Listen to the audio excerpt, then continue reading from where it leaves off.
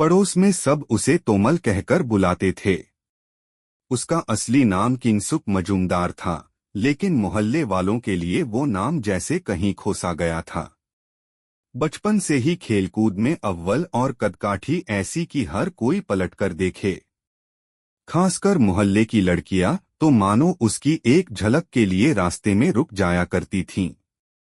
Higher secondary में शानदार number आए। माँ चाहती थी कि वो कोलकाता के एक अच्छे कॉलेज में दाखिला ले।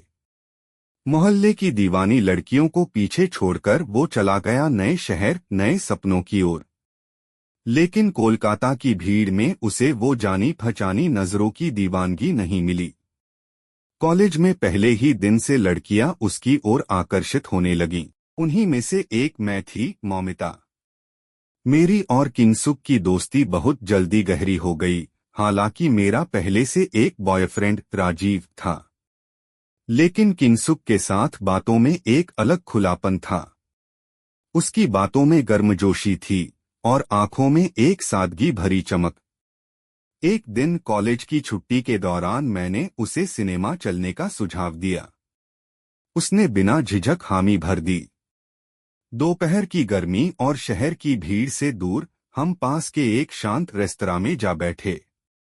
ठंडक भरे उस कमरे में हमारी बातें और नजदीकियां दोनों गहराने लगीं। मैंने महसूस किया कि उसकी नजरें कई बार मेरी आंखों से हटकर कहीं और जा रही थीं, लेकिन उसमें कोई अश्लीलता नहीं थी, बस एक मासूम सी जिज्ञासा, जैसे कोई कहानी बिना शब्दों के पढ़ रहा हो। उसकी बातों में अपनापन था जो मुझे किसी पुराने ख्वाब जैसा लगता था।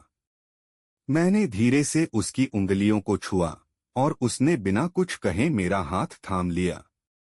उस स्पर्श में ना कोई जल्दबाजी थी, ना ही कोई संकोच, बस एक स्वाभाविक सहज बहाव था। हमारे बीच की खामोशी भी बहुत कुछ कह रही थी। उसने मेरी ओर देखा, मुस्कराया और पूछा, क्या तुम कभी किसी को इतना करीब महसूस करती हो कि शब्द भी कम लगें? मैंने सिर हिलाया। वो पल, वो दोपहर, जैसे समय थम गया हो। हमने एक दूसरे को बाहों में भर लिया। धीरे धीरे, बिना किसी जल्दबाजी के, हमने एक दूसरे को महसूस किया। हमने खुद को सौंप दिया, पूरी तरह से, पूरी सहजता से। उस दिन हमारे बीच जो कुछ भी हुआ, वो किसी शारीरिक अनुभव से कहीं ऊपर था। वो एक आत्मिक जुड़ाव था जो शब्दों से नहीं बल्कि एहसासों से लिखा गया था। बाद में जब हम रेस्तरां से बाहर निकले, सूरज ढलने लगा था। उसकी आंखों में एक संतोष था और मेरी मुस्कान में एक नई चमक।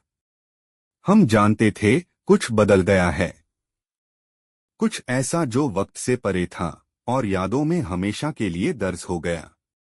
उस दिन के बाद हम और भी करीब हो गए। हमारा रिश्ता किसी परिभाषा में नहीं बंधा, लेकिन उस एक दोपहर ने हमें वो एहसास दिया जिसे हम दोनों हमेशा अपने साथ लेकर चले।